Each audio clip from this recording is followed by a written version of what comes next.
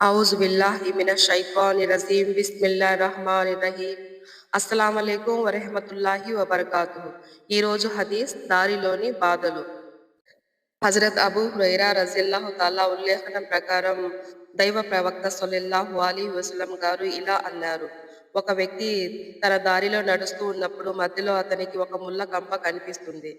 అతడు ఆ ముళ్ళ కంపను తొలగిస్తాడు. అతడు చేసిన ఈ పనిని అల్లా గౌరవించి అతన్ని కటాక్షిస్తాడు. అంటే అల్లా రెహమత్ అతనిపై ఉంటుంది ఇన్షా అల్లా. దీని వివరణ: దారిలో పడి ఉన్న ఆటంకాలను, బాధించే వస్తువుల్ని తొలగించి వేయమని దైవ ప్రవక్త సల్లల్లాహు అలైహి వసల్లం ఇచ్చిన శిక్షణ ఇది. దారిలో నడిచే వారందరూ భద్రంగా నడవగలిగేలా చేయడం దైవ దృష్టిలో విలువైన పని. ఆ వ్యక్తిని అది దేవుని కటాక్షానికి అర్హుని చేస్తుంది.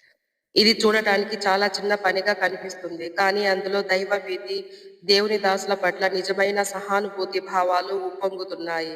ధర్మానికి నిజమైన సారం అసలు ఈ రెండు విషయాలే. సుబ్హానల్లాహ్.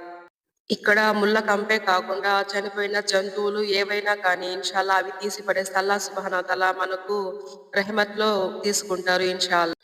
అల్లా సుబ్హానహు వ తఆలా నాకు మరియు మీకు మంచి పనులు చేసే హిదాయత్ ఇవ్వుగాక. ఆమీన్ యా రబ్బుల్ ఆలమీన్. అస్సలాము అలైకుం వరహ్మతుల్లాహి వబరకాతుహు.